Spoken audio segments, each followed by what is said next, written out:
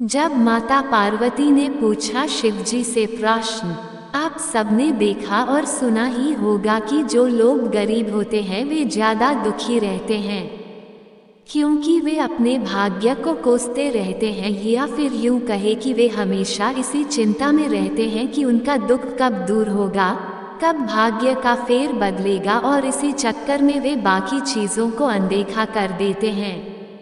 जबकि व्यक्ति को ऐसा बिल्कुल भी नहीं करना चाहिए। भगवान द्वारा दी गई हर स्थिति में खुश रहना चाहिए और उसका डटकर सामना करना चाहिए। ऐसा कहा जाता है कि अगर जीवन में दुख आते हैं तो एक न एक दिन सुख भी जरूर आते हैं, और सुख दुख तो जीवन के दो पहलू माने गए हैं। व्यक्ति को हर समय भगवान का नाम लेते रहना चाहिए। शास्त्रों में ऐसा वर्णित है कि अगर भगवान शिव और माता पार्वती की पूजा एक साथ की जाए तो उसका फल 2 गुना ज्यादा मिलता है। आज हम आपको इसी से जुड़ी एक ऐसी कथा के बारे में बताने जा रहे हैं जिसमें भगवान ने बताया है कि जो गरीब लोग होते हैं वे अपना दुख कैसे बढ़ा लेते हैं। एक बार माता पार्वती ने भोलेनाथ से पूछा कि जो लोग अपने भाग्य से दुखी होते हैं उन लोगों को पहले से ज्यादा दुख मिलता है, और जो सुख भोगते हैं उन्हें कोई दुख नहीं मिलता। उस समय भगवान ने माता के सवाल का जवाब नहीं दिया और उनके प्रश्न का जवाब देने के लिए उन्हें पृथ्वी लोक पर ले गए। दोनों ने मनुष्य देह धारण किया और नगर में पति पत्नी के रूप में रहने लगे। एक दिन माता ने रसोई बनाने की तैयारी शुरू की, लेकिन माता ने देखा कि चूल्हा बनाने के लिए ईंटें नहीं हैं, तो वे अपने घर से बाहर कुछ दूरी पर ईंटें लेने पहुंची। उन्होंने कुछ जर्जर हो चुके मकानों से ईंटें ली और लाकर चूल्हा तैयार किया। कुछ समय बाद भोलेनाथ खाली हाथ घर लौट आते हैं। उन्हें ऐसा देखकर माता ने पूछा कि आप कुछ लेकर नहीं आए तो खाना कैसे बनेगा। इस पर भगवान ने कहा अब उसकी जरूरत नहीं पड़ेगी।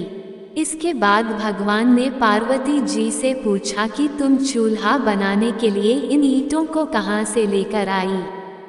माता ने कहा प्रभु, इस गांव में बहुत से ऐसे घर भी हैं जिनका रख रखाव सही ढंग से नहीं हो रहा है। उनकी जर्जर हो चुकी दीवारों से मैं ईंटें निकाल कर ले आई।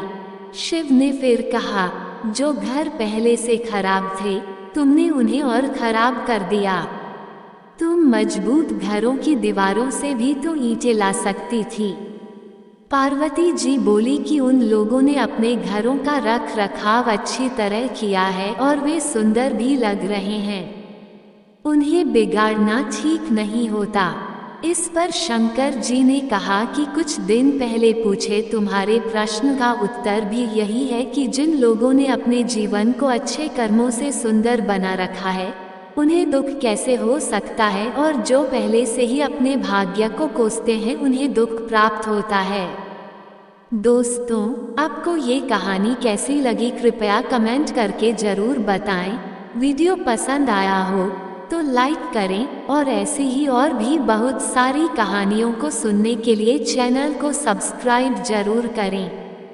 धन्यवाद। सब्सक्राइब टू ज्ञान विद गर्विता, कहानियों का ज्ञान सागर।